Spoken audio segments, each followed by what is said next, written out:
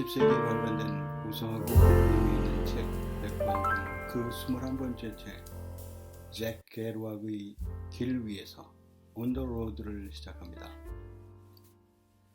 29세의 계루악이라는 영어도 미숙한 청년이 3주 만에 써내려간 구두점도 제대로 안 찍힌 길 위에서 On the Road가 비트 세대, 비트 제너레이션을 선도하며 훗날 타임지와 뉴스위크지가 선정한 20세기 100대 명저작물에 포함된 것을 예상한 사람은 아무도 없었습니다. 군사독재 시대로 한국에서는 퇴폐 문화를 조장한다고 출판 금지되었던 작품으로 책 번역 제목은 노상이었습니다. 자, 그러면 잭 계루악과 길 위에서 On the Road 속으로 빠져보도록 하겠습니다. 1920년대 잃어버린 세대는 로스트 제너레이션은 1차 대전 이후 경제적 번영을 구가하면서 물질 만능과 배금주의에 물들어 있는 미국 사회의 환멸을 느낀 문학인과 예술가들을 지칭합니다. 이들은 미국의 1차 적색공포와 맞물려 공산주의자들로 오인받아 미국 사찰기관의 감시를 피해 한동안 미국 사회를 외면한 채 대거 파리로 건너가 허무주의와 퇴폐적 생활에 젖기도 했습니다. 이 잃어버린 세대와 30여 년의 시차를 두고 1950년대 비트 세대, 비트 제너레이션이 등장했습니다. 비트 세대는 대공황이 밀어닥친 상실의 시대인 1920년대에 태어나 2차 대전을 직접 겪은 세대로서 전후 1950년대와 60년대의 삶에 안주하지 못한 채 그 시대의 사회문화 구조에 저항했던 문학인과 예술가 그룹을 말합니다. 이들은 1920년대의 상실 세대, 로스트 제너레이션처럼 기성세대의 주류 가치관을 거부하였습니다. 1950년대 미국의 경제적 풍요 속에서 획일화 동질화의 양상으로 개개인이 거대한 사회조직의 한 부속품으로 전락하는 것에 대항하여 민속음악을 즐기며 산업화 이전 시대의 전원생활, 인간생활에 대한 신뢰, 낙천주의적인 사고를 중요시했던 사람들입니다. 1950년대에 시작된 이들의 비트 문화운동은 현대의 산업사회로부터 이탈하여 원시적인 빈곤을 감수함으로써 개성을 해방하려고 하였습니다. 정치 사회 문제를 도외시한 채 무정부주의적인 개인주의의 색채가 짙으며 재즈, 술, 마약, 동양적인 선등에 의한 도치에 의하여 지복, 비티튜트의 경지라는 고도의 감각적 의식을 통해 개인적 해방과 정화, 계시를 촉구했습니다. 비트 제너레이션, 비트 세대는 크게 두 종류로 나눌 수 있습니다. 하나는 힙스터로서 혁명가의 기질을 가진 사람들을 말합니다. 다른 하나는 비트닉스로서 방랑자의 기질을 가진 사람들을 말합니다. 그들은 기생사회를 떠나 시를 쓰고 재즈 음악에 맞추어 춤을 추고 동방의 선불교에 빠진 사람들을 칭한 것입니다. 비트 제너레이션, 비트 세대는 뉴욕 컬럼비아 대학교에서 잭 계루악, 앨런 긴스버그와 루시안 카가 만나면서 시작됐습니다. 초창기에는 타임스퀘어 암흑가에서 활동했습니다. 1950년대 말에는 그리니치 빌리지에서 주로 활동했고 이후 비트 세대의 비트족 아웃사이더스는 샌프란시스코나 뉴올리언즈에 모여 살았습니다. 또한 브니스 웨스트와 뉴욕의 그리니치 빌리지의 중심부로부터 맨하탄 남동부를 거쳐 샌프란시스코 노스비치, 하이트 애쉬벌러 지역으로 진출하였으며 이후 보헤미안 예술가 그룹의 새로운 요람으로 성장하여 히피의 중심지가 되었습니다. 비트족 아웃사이더스는 잭 계루악의 소설 길 위에서 On the Road에 나타난 것처럼 어디로 가야 하는지 모르면서도 어떻게든 쉬지 않고 가야 한다고 생각하는 방랑자들이었습니다. 비트족은 사회의 획일성에 실증을 느낀 나머지 책임으로부터 도피해 보려고 하였습니다. 비트족은 기성사회의 질식할 것 같은 분위기를 거부하는 과정에서 개인의 진정한 모습을 찾을 수 있다고 생각하였습니다. 미국 로맨티시즘의 한 변형으로도 생각되었습니다. 1950년대 미국의 제2차 적색공포 시기에는 1920년대의 잃어버린 세대처럼 공산주의자들로 오인받아 정치적 탄압을 받지는 않았지만 마약과 술로 인한 히피의 양산으로 사회적 문제가 되어 1960년대에 이르러 점차 쇠퇴하였습니다. 또한 비트 시대의 안식처였던 미국 샌프란시스코 서점 시티 라이츠의 주인이자 비트 운동의 정신적 대부였던 시인 로런스 홀링게티가 2021년 2월 22일 102번째 생일을 한 달 이틀 남겨둔 채 사망함으로써 비트족 아웃사이더스는 역사 속으로 사라졌습니다. 그러면 작품에 들어가기 전에 작가 잭 계루악의 삶에 대해서 한번 살펴보겠습니다. 잭 계루악은 1922년 3월 12일 노동계층인 프랑스계 캐나다 퀘벡 출신인 부모의 셋째 아들로 매사추세츠 로웰에서 태어났습니다. 아버지는 인쇄소를 경영했는데 1946년에 위암으로 사망했습니다.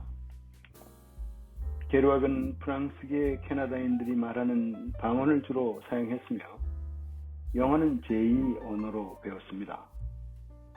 4살 때는 사랑하던 형 제랄르가 죽었습니다.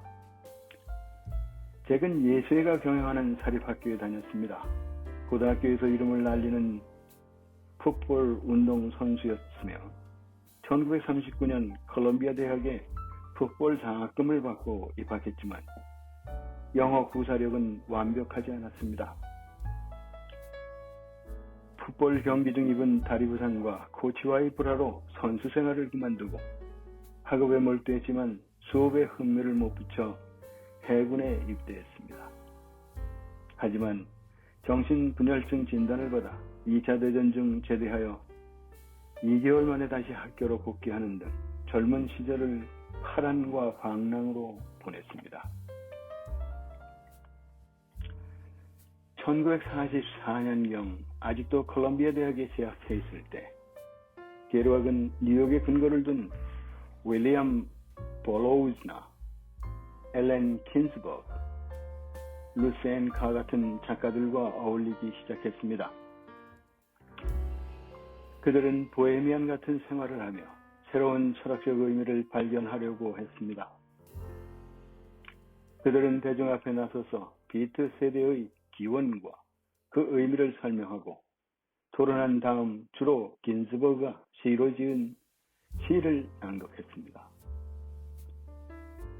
특히 세계대전 중에는 상선 선원이 되어 대서양 그린란드와 지중해를 방랑했습니다. 그 당시 이야기를 바다는 내 형제란 글로 써두었지만 발표하지는 않았습니다. 종전 후에는 대학교를 자퇴하고 1947년부터 약 3년간 그의 친구 닐 캐시디, 작가 윌리엄 볼로우즈, 엘렌 킨스버그 등과 함께 새로운 경험에 도전하기 위해 약물에 취해 미국 서부와 멕시코를 도보로 히치하이킹을 하며 여행하여 마지막으로 샌프란시스코에 도착했습니다.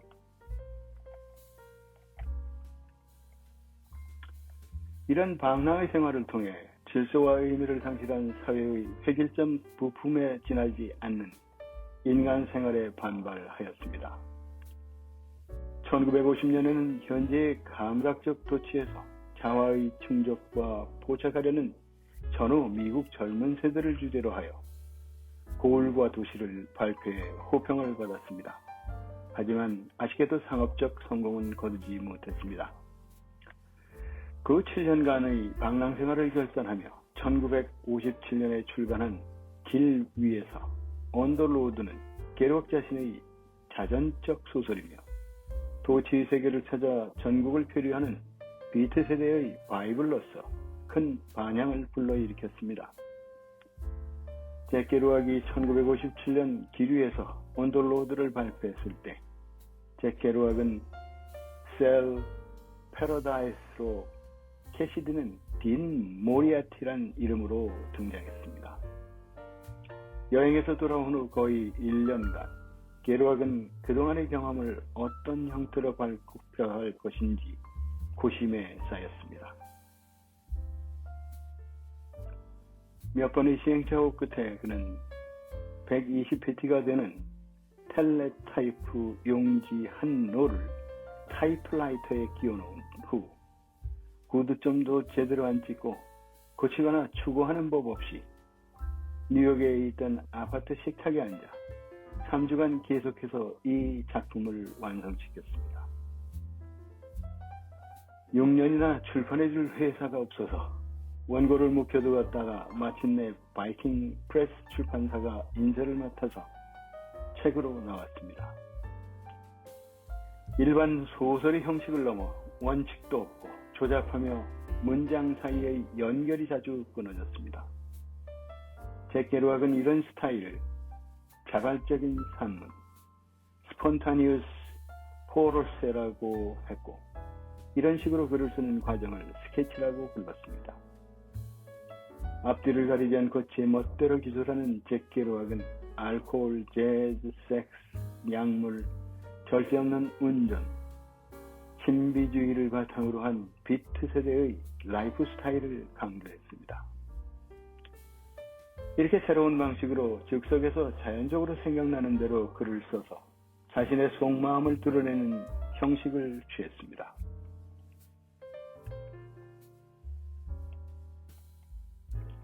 잭 게르왁은 이런 과정을 마치 재즈를 작곡할 때와 흡사하다고 즐겨 말했습니다. 이것은 반문화권의 포크 가수, 신비주의자, 당시의 작가 제망생들에게 큰 매력을 주었습니다. 그러나 트루먼 커퍼티 같은 기성 작가는 이것은 글쓰기가 아니라 타이프라이트 장난일 뿐이다 라며 냉소적으로 비판했습니다. 그래도 이 책으로 인해 게르왁은 유명 인사가 되어 TV에도 자주 출연했으며 닐 캐시디는 히피의 모델로 부각되었습니다. 형식에 구애받지 않은 즉흥적인 문체, 거침없이 역동하는 재즈와 만보의 리듬, 끌어오는 부르는 에너지와 호기심으로 가득한 이 작품은 이후 문학과 문화 전반에 큰 영향을 미쳤습니다. 또한 소설의 가치관에 감흥을 받은 젊은이들은 도치의 세계를 찾아 전국을 방랑하면서 1960년대의 히피 운동을 탄생시키는 도화선을 만들어 냈습니다. 긴스버그 등과 교류하면서 비트 세대의 문학의 대변자가 되었습니다. 이밖의 작품으로 1958년에 발표한 다르마의 구걸, 지하생활자, 닥터 섹스, 그리고 1959년에 발표한 메기 캐시디, 1960년에 발표한 트리스테사 등이 자연 발생적인 문장으로 구성과 체계를 갖추지 않고 쏟아져 나왔습니다. 시집으로는 1959년에 발표한 멕시코 시티 블루스가 있습니다. 동료 비트 작가들은 새로운 세대의 정신적 리더로 전성기를 구가했지만 게르왁은 이에 거부감을 표하고 어머니와 함께 조용하고 운동적인 삶을 살았습니다. 점점 심해지는 알코올 중독으로 고통을 받으며 1962년 빅서를 발표했고 1963년엔 제럴드의 꿈, 1965년엔 폐허, 데솔레이션의 천사들 같은 작품을 발표하다가 1969년 47세의 아까운 나이에 오랜 알코올 중독에 따른 합병증으로 플로리다 올랜도 칼리지 팍에서 사망하였습니다. 잭 게루악은 그가 태어난 매사추세츠 로웰의 에디슨 묘지에 묻혔습니다. 샌프란시스코에는 잭 게루악을 기리는 잭 게루악 골목, 잭 게루악 알리가 있습니다. 자, 그러면 지금부터 길 위에서 온 더 로드의 내용을 살펴보겠습니다. 길 위에서 온 더 로드는 동부의 뉴욕에서 서부의 샌프란시스코를 횡단하는 잭 게루악의 자신의 방랑 경험을 바탕으로 쓴 자전적 내용의 소설입니다. 비트문학의 선구자인 잭 게루악이 2차 세계대전 종전 후 대학을 사퇴하고 엘렌 긴즈버그, 윌리엄 버러스, 닐 캐시디 등과 함께 미국 서부 및 멕시코를 횡단한 체험을 토대로 쓴 작품입니다.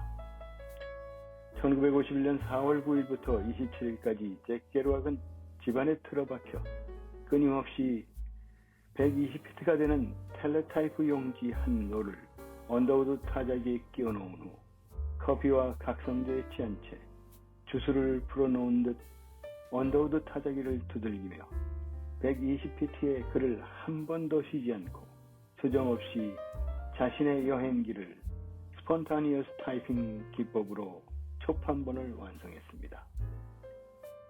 처음 두루마리 원고를 읽은 출판사 편집자들은 경악을 금치 못했습니다. 여백도 단란 구분도 없이 기존 소설의 모든 기법을 해체한 이 원고는 6년이라는 긴 세월 동안 여러 출판사를 선전한 끝에 1957년에야 출간되었습니다. 책이 나오자 대중은 편집자들이 발견하지 못했던 강렬한 매력을 찾아냈고 결국 문학사는 새롭게 쓰여졌습니다. 게루악의 소설에는 세상이 시키는 대로 살면서 부딪히는 권태를 한 방에 날려버리는 미련할 정도의 순수한 도전이 있었습니다. 억압되고 모순된 사회에서 모범생이 되느니 아웃사이더가 되고 말겠다는 게루악의 선언은 단순한 선동이나 유행이 아니었습니다. 이것은 새로운 가치를 찾아 헤맨 아픔의 기록이었습니다.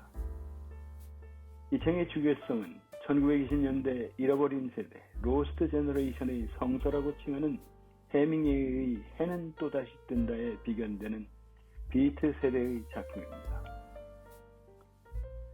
게루악 자신은 그대로 투영한 인물인 실패한 젊은 작가 셀 파라다이스의 여행은 형식에 구애되지 않는 즉흥적인 문체와 자유롭고 열정적인 이야기를 펼쳐가며 당대의 젊은이들로 하여금 미국 사회의 물질주의와 고루한 기성 도덕의 반기를 들고 진정한 자유와 새로운 깨달음을 찾아 길 위로 나서게 했습니다.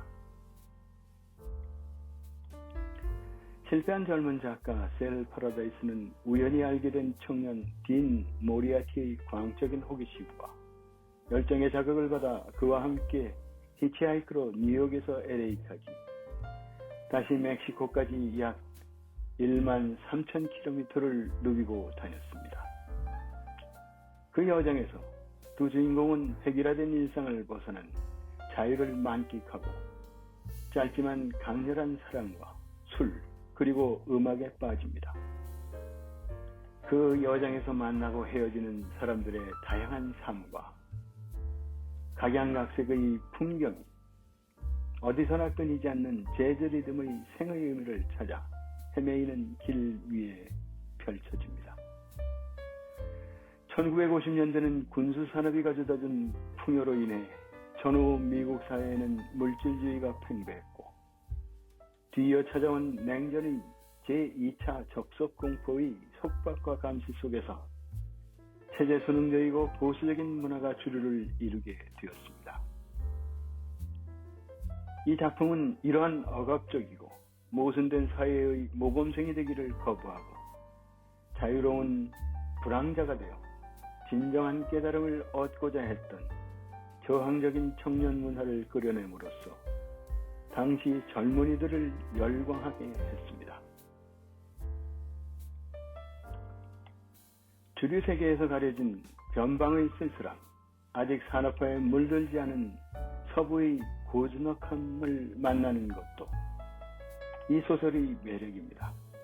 마치 재즈곡이 연주되듯 소설은 그렇게 음악처럼 흘러갑니다.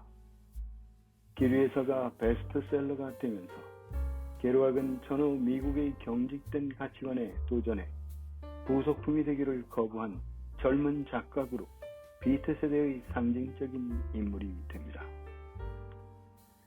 당시 에스프레소 커피, 컨버터블 자동차, 계속 만들어지고 있는 수많은 로드무비의 대유행 등으로 나타난 이 작품의 후폭풍은 오늘날에도 느껴볼 수 있습니다. 작가 잭 게르왁의 분신이라고 할 수 있는 주인공 셀 패러다이스는 뉴욕의 젊은 작가로 살아가던 중 친구 체드 킴을 통해 딘 모리아티라는 청년을 소개해봤습니다. 작가의 친구이기도 한 실존인물 닐 캐시디가 이 작품에서는 딘 모리아티입니다. 이후 절친한 사이가 된 셀과 딘은 함께 무궁무진한 모험이 기다리는 길 위에 대서사시를 이끌어 갑니다. 미국을 통해서 서로 두세 번 왕복하다가 마지막엔 위에서 아래로 멕시코 시티까지 횡단하는 기류의 여행의 커다란 줄거리입니다. 이 딘이라는 젊은이는 늘 삶의 에너지로 충만해 있으며 인간적인 도덕관념과 상식을 초월하여 선악의 피안에서 있는 듯한 카리스마적이고 악마적이기까지 한 인물로 묘사됩니다. 그를 소식할 수 있는 단어는 어린아이 같은 순수함, 광기, 무책임, 야바이꾼 같은 영악함, 비열함 등등으로 형용하기 어려운 모순과 매력으로 뭉쳐져 있는 불가사의한 사나이입니다. 그에게는 어머니가 없습니다. 그리고 찾을 수 없는 아버지를 늘 찾아다닙니다. 다른 사람에게는 어떤 사기나 굴성실을 보이고도 전혀 꺼리낌 없이 천연덕스럽고 뻔뻔스러운 면모를 보이나 셀의 질책 하나에는 눈물을 쏟을 정도의 여린 면이 있습니다. 그 정도로 셀을 사랑하고 집착하는 반면 막상 셀이 병이 들자 그를 수저없이 기류에서 버리고 가는 비정함을 보이기도 합니다. 인간적인 모든 것을 길 위에 내던지고 사는 인간입니다. 셀은 작품 전체를 통해 딘을 천사, 신, 악마, 거룩한 성자, 거룩한 바보와 같이 극과 극을 오가는 천차만별의 별명으로 부르고 있는데 이는 딘의 인물됨을 이루고 있는 그 불가사의한 모순성을 가장 적절하게 드러내고 있습니다. 이러한 딘의 모습은 선악의 피안에 서서 인간의 순수하고 원초적인 본성에 입각하여 스스로만의 가치를 창조하며 살아가는 니체적인 자유의를 연상시킵니다. 이 작품은 총 5부로 구성되어 있습니다. 형식과 구성을 무시하고 쓰여진 작품이라 줄거리를 이야기할 때면 책 속의 내용을 이용하는 만큼 좋은 대안이 없는 작품입니다. 줄거리를 구구절절 이야기하는 것보다 직접 시간을 가지고 읽어보는 것만큼 좋은 건 없을 것 같습니다. 소설 속에 등장 인물 대부분 게르왁과 캐시디의 실제 친구들을 모델로 삼았습니다. 앞좌석에 있는 게 어떤 놈들인지 알아? 걱정하기를 엄청 좋아하는 사람들이야. 거리를 계산하고 오늘 밤은 어디서 잘지 고민하고 기름값이랑 날씨, 목적지까지 어떻게 가는지를 생각하지. 그런 생각을 하지 않아도 어차피 도착할 건데 말이야. 정말 고민하고 싶어 안달이 난 놈들이야. 만인이 인정하는 고민거리를 발견할 때까지 절대 편해지지 못해. 그리고 찾아내면 그 다음에는 또 그에 맞춘 표정을 지어 보이지.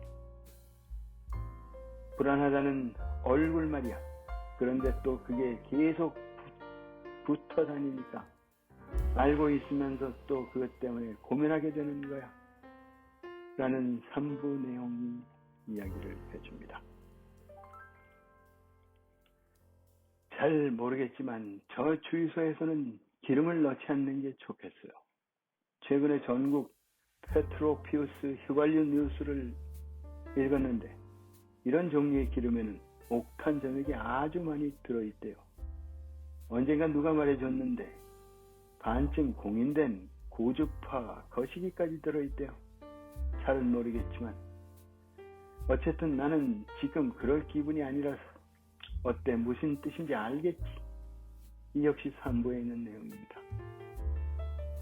작품 자체가 특별히 감동스럽지는 않습니다. 거의 미친 게 틀림없는 딘 모리아티의 앞뒤 맞지 않는 말과 과잉된 행동에 자주 짜증이 나기도 하는 작품입니다. 비트세대라는 이름으로 불렸던 당시 미국 젊은이들의 모습이 불안해지기까지 합니다. 해외에서 전쟁을 경험한 미국의 젊은이들, 고향에서 전쟁을 겪어야 했던 유럽의 젊은이들에 비하면 정말 배부르고 철없다는 생각마저 듭니다.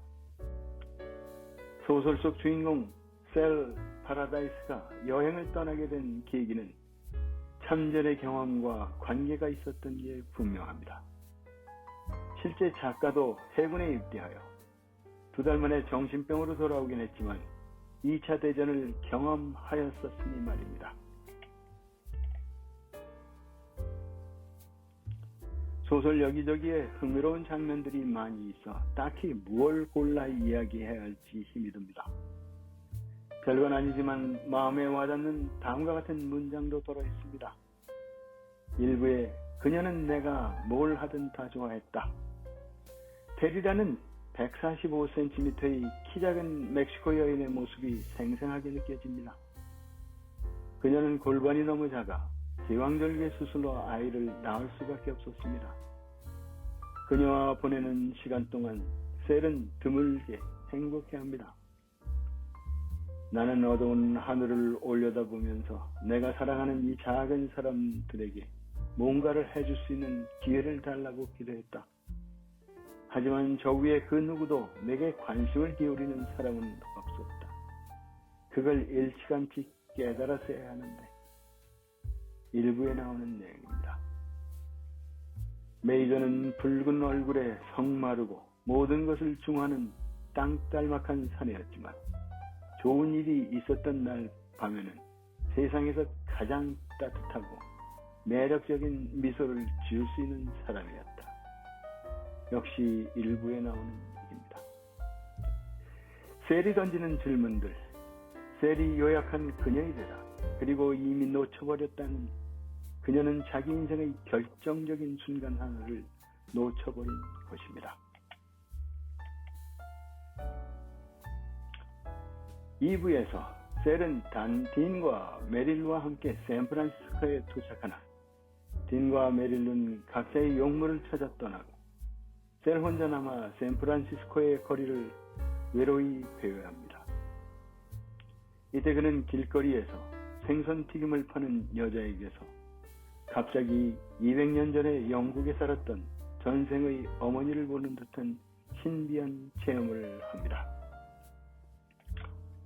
이것은 연대기적인 시간을 건너 영원의 그림자 속으로 들어가는 완벽한 발걸음이었고 유연한 생명의 영역이 주는 적막함에 대한 경이었으며 자기 자신의 발 뒤꿈치를 끈질기게 따라다니는 요령과 더불어 나타나 내 발 뒤꿈치를 차며 걸음을 재촉하는 죽음의 느낌이었고 모든 천사들이 뛰어내려 아직 창조되지 않은 공허함의 거룩한 공간 속으로 날아들었던 백전의 발판으로 서둘러 달려가는 나 자신이었으며 밝은 마음의 본질 속에서 빛나는 강력하고도 상상도 못할 광이었고 마술적인 천국의 나방대 속으로 활짝 떨어져가는 무수한 돈경이었다.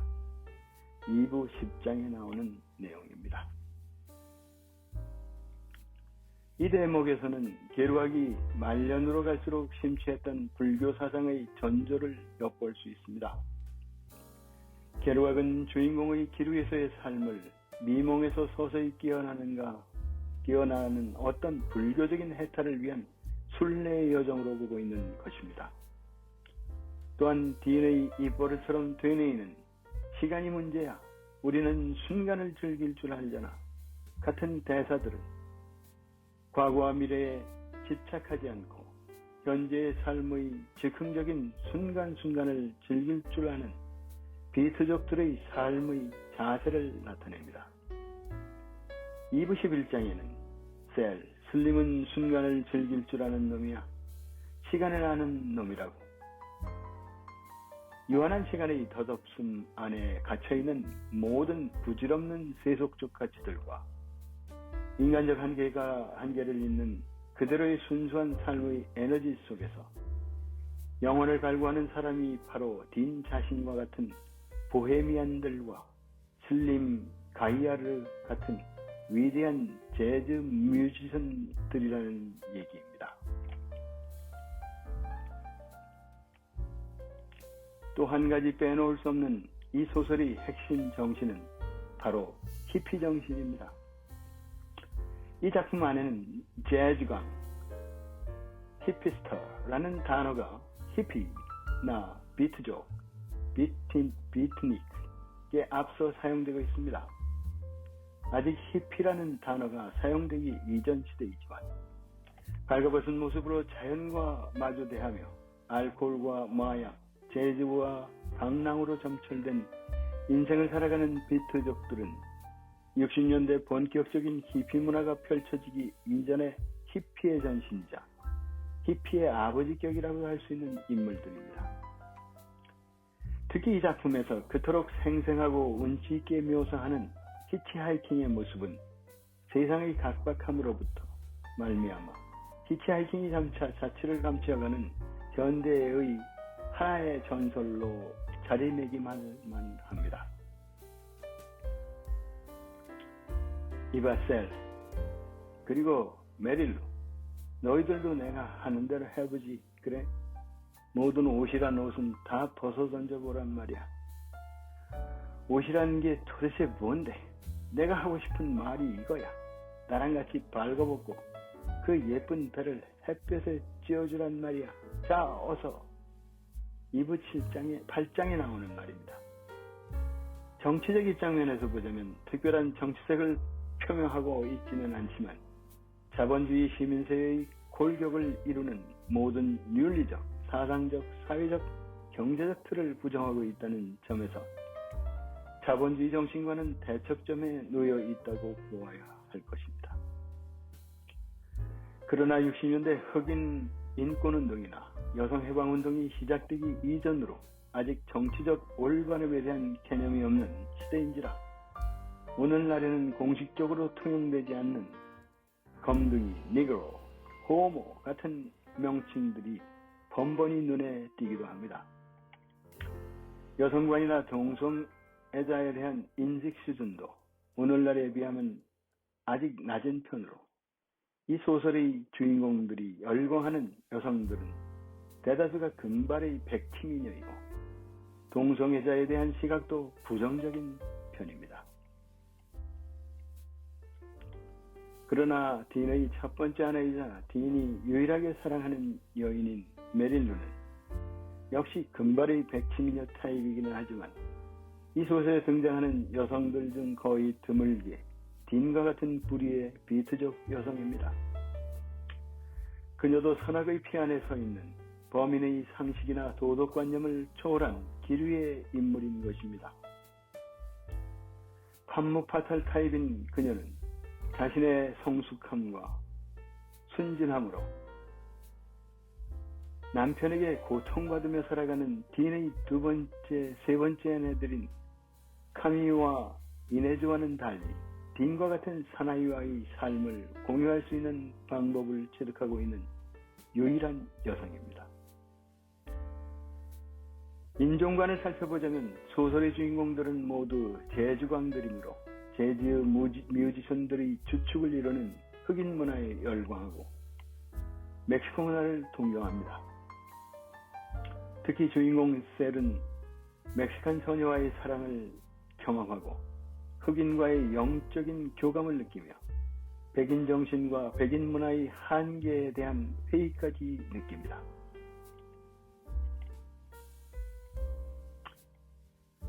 라일락이 만발한 어느 저녁에 나는 온몸이 근육이 쑤시는 듯한 느낌을 받으며 덴버의 유색인종 구역에 있는 27번가와 웰튼가 사이에 불빛 속을 거닐고 있습니다. 내가 흑인이라면 얼마나 좋을까? 백인의 세계가 나에게 제공해 주었던 그 어떤 최고의 꽃도 나에게는 충분한 황홀경이 되지 못했고 충분한 삶도, 충분한 기쁨도, 전율도, 어둠도, 음악도, 밤도 되지 못했다. 나는 어떤 남자가 매운 레드 칠리를 종이 봉지에 싸서 팔고 있는 조그만 구멍가게 앞에서 걸음을 멈추었다. 나는 칠리를 조금 사서 먹으면서 어둡고 신비한 거리를 천천히 거닐었다. 내가 덴버의 멕시칸이라면, 아니 차라리 가난하고 과로에 지친 일본인이라면 얼마나 좋을까. 미몽에서 깨어난 백인 남자라는 현재의 보잘것없는 내 모습만 아니라면 무엇라도 좋을 것 같았다. 내 인생 내내 나는 백인의 야망을 갖고 살아오고 있었다. 내가 테리같이 좋은 여자를 서너와킹밸리에 내버려 두고 온 것도 그것 때문이 아니던가. 3부 1장에 나오는 내용입니다.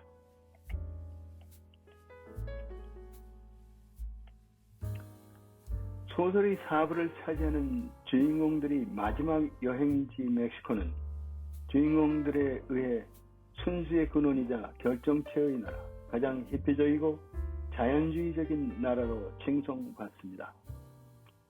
딘 자신과 가장 근접한 사람들이 사는 나라라는 사실을 발견한 것입니다. 4부 5장을 보겠습니다. 그의 눈은 핏발이 서 있었고 광기가 어려 있었으나 동시에 침착하고 부드럽기도 했다. 그는 마침내 자신과 같은 사람들을 발견해낸 것이었다.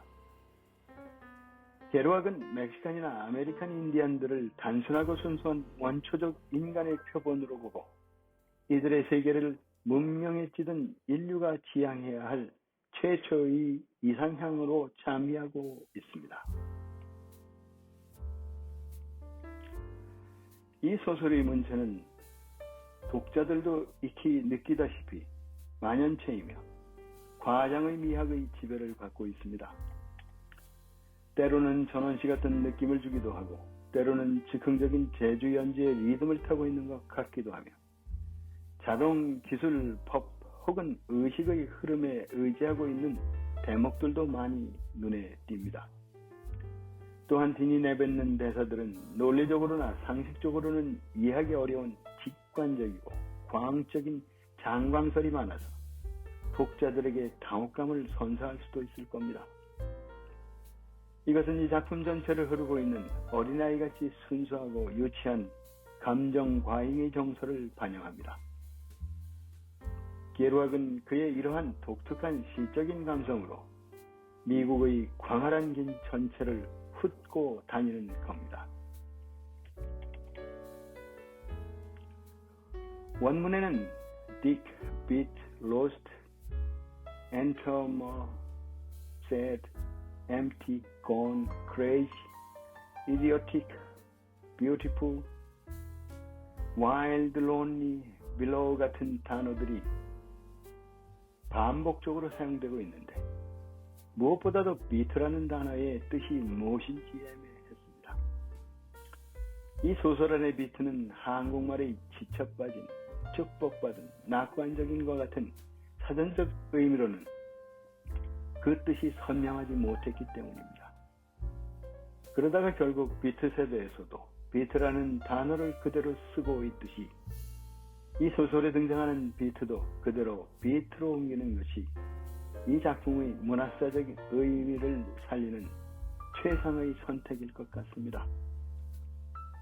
그러므로 여기에 나오는 비트하다라는 단어는 달아 빠지고 기진맥진하면서도 지고의 행복감에 충만해 있는 상태라는 뜻으로 받아들이면 무난할 것 같습니다.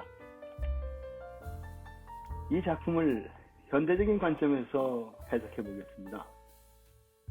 한국의 군사 독재 시절 태평문화를 도장한다는 이유로 출판 금지를 당했던 책입니다. 초기 제목은 기류에서가 아니라 한자를 따온 노상이었습니다. 잭 계루악은 윌리엄 보로스, 앨런 긴스버그, 닐 캐서디와 더불어 1950년대의 2차 세계대전 이후 전 세계의 패권을 쥐게 된 미국의 물질주의, 문화적 획일주의, 그리고 전통적인 가치관에 반하여 생겨난 대표적인 비트 세대의 작가로서 힙스터와 히피 문화를 말하는 데 있어 절대 빠질 수 없는 인물 중에 한 명입니다. 콜롬비아 대학을 때려친 뒤 미국 해군에도 자원 입대하게 되지만 정신불련병이라는 이유로 전역을 하게 된 잭 계루악은 작가가 되기 위해 뉴욕으로 오게 됩니다. 그리고 위에서 언급한 비트 세대의 인물들을 만나게 되며 그들과 같이 미국 횡단 여행을 떠나게 되고 그 경험을 영감으로써 3주 만에 원고지가 아닌 120피트, 36m가 넘는 길이의 종이 두루마리에 타이프 쳐 내려간 소설이 바로 이 길 위에서입니다. 잭 계루악 이전의 존 스타인백과 같은 작가들에 비해 플롯이나 문체가 너무 자유롭고 갖춰진 형식 자체를 찾기가 힘든 작품입니다. 사실 이 점에서 잭 계루악 같은 비트 세대의 작가들의 문체의 특징에서 자주 꼽히는 재즈 음악의 영향을 많이 찾아볼 수가 있습니다. 스윙 재즈에서 비밥 재즈로 넘어오던 시기, 비밥의 자유로움 그 자체는 락앤롤의 탄생 이전 무언가 새로운 것을 갈망하는 이들에겐 가뭄의 담비와 같은 존재와도 같았기 때문입니다. 실제로 제 계루악의 에세이집에서 그는 닐 캐서디의 재즈, 즉흥 연주와 같은 흐름을 보이는 그의 편지에서 영감을 받은 적이 있다는 말을 남긴 적이 있습니다. 게다가 소설 속에서 재즈 음악은 주인공 셀과 딘에게 둘 다 힙스터 초기, 힙스터의 의미, 재즈를 탐닉하며 마에게 빠져 살던 사람으로서 중요한 역할을 맡으면서 실질적으로 이름이 거론되는 뮤지션 또한 꽤나 많습니다. 이를테면 비밥의 대표적 뮤지션 찰리 파커, 그리고 누구나 이름을 한 번쯤은 들어봤음에 분명한 마일스 데이비스까지도 말입니다. 그렇지만 소설의 내용은 정말 아주 간단한 그 자체입니다. 잭 계루악 본인은 대변한다고 볼 수 있는 주인공인 실패한 뉴욕의 소설가 셀이 그의 친구 딘을 따라 4차례에 걸쳐 히치하이킹을 통해 미국 대륙을 횡단하는 내용인데 그 과정 속에서 끝없는 마약과 섹스, 그 당시 마이너 음악을 대표하던 비밥 재즈의 향연이 전부라고 해도 사실 무방합니다. 거기다 위에서 언급했듯이 플롯이나 문체가 자유롭듯 가끔 내용의 개연성이나 전개가 좀 황당할 때가 있기도 합니다. 소설 속에는 잭 계루악이 어울려 놀던 위에서 언급한 닐 캐서디의 삶에서 모티브를 가져왔습니다. 예를 들어 자동차를 훔치고 소년원을 들락날락하던 점들, 정규 직장을 거부하며 한 개인으로서의 책임이나 의미에 대한 시민적인 사고관 또한 거부하며 자유분방한 삶을 대안으로 삼고 새로운 자극을 찾아 마약과 섹스, 음악을 통한 강렬한 체험을 추구하며 여기저기 돌아다니는 인물로서 말입니다. 그리고 실질적으로 소설 속 셀의 태도는 본인 자체의 의지보다는 딘에 의해 여러 가지로 좌지우지되는 경우가 매우 많습니다. 이 책에서 그래도 중요하게 우리가 주목해야 할 점은 바로 루트 66가 아닐까 합니다. 미국 횡단을 가능하게 했던 최초의 도로로서 주인공 샘과 딘이 히치하이킹을 하며 주로 달리는 도로이기도 하지만 원래 아메리칸 원주민이라는 약자를 몰아내고 세운 도로이면서 30년대 대공황 시절 농민이라는 새로운 약자들이 새로운 희망을 위해 올랐던 도로이기 때문입니다. 그 이후 2차 세계대전 직후 경제의 풍요와 함께 셀과 딘과 같은 모험을 찾아 떠나는 청춘과의 청춘들의 길이 되어준 길이기도 합니다. 그러기에 척 베리와 같은 많은 미국 뮤지션들에 의해 불려진 길입니다. 그럼에도 불구하고 이 간단한 내용의 소설이 미국 문학 역사, 더 나아가 세계 문학 역사에서 이 책이 가지는 의미는 정말 대단하다고 봐도 무방합니다. 2차 세계대전 직후 경제적 풍요를 누리던 미국, 오히려 그 풍요 속에 전통적 인형과 사고의 반기를 들던 젊은 세대, 즉 비트 세대를 지칭하는 비트라는 단어가 최초로 쓰이게 한 작품인데, 실제로 잭 게르왁은 소설의 제목을 길 위에서가 아닌 비트 세대로 정할 생각까지도 했었다고 합니다. 사실 비트라는 영어 단어의 사전적 의미는 심장이 고동치는 또는 북이 둥둥 울림을 지칭하는 단어이지만, 이는 미국의 전통적인 가치관을 벗어나 그들만의 고유한 철학을 형성하고 자연 발생적인 삶의 감각을 느끼려는 젊은 세대를 가리키는 의미로서 사용한 단어라고 합니다. 정치적인 입장에서 보자면 사실 자본주의, 사회주의와 같은 이데올로기와 같은 정치색을 보여주고 있지는 않지만, 자본주의 시민사회의 골격을 이루는 모든 윤리적, 사상적, 사회적 틀을 부정한다는 점에서 저항문학의 대표로 꼽힙니다. 그와 더불어 이 삶의 방식으로서의 힙스터에 대한 고찰과 함께 젊은이들에게 삶에 대한 새로운 대안을 제시하며 이 작품이 가장 중요한 영향으로 꼽는 점으로 이후 60년대 히피 문화가 형성되는 데에 있어 사상적 기초로서 엄청난 기여를 한다는 점입니다. 단적인 예로 대표적인 히피 뮤지션은 밥 딜런, 짐 모리슨 등에게 엄청난 영향을 끼친 작품입니다. 또 다른 비트 세대의 작가 윌리엄 버러스는 이 작품을 이렇게 설명합니다. 1957년 디리에서가 출판된 후 수십억 벌의 리바이스 청바지와 수백만 대의 에스프레소 기계가 팔렸으며 수없이 많은 젊은이들이 길을 떠났습니다. 게르왁은 세계적인 규모로 문화혁명을 일으켰습니다.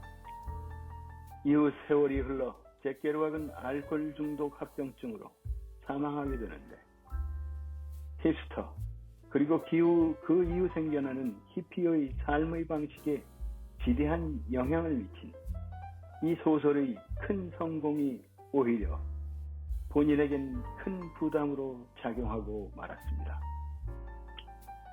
끝없이 끝으로 소설 속 주인공 셀 파라다이스의 대사 한 구절을 인용해보면, 나는 더 멀리까지 내 별을 쫓아가고 싶었다. 지금도 미국 공공도서관에서 가장 많이 대출되는 책 중에 하나이자 반납이 가장 잘 안 되는 책이기도 합니다. 지금까지 잭 게르왁의 길 위에서 온더로드를 살펴보았습니다. 20세기에 발간된 우수하고 의미 있는 책 100권 중 그 번째 책 보리스 레오니도비치 파스테르나크의 닥터 지바고 편에서 뵙겠습니다. 감사합니다.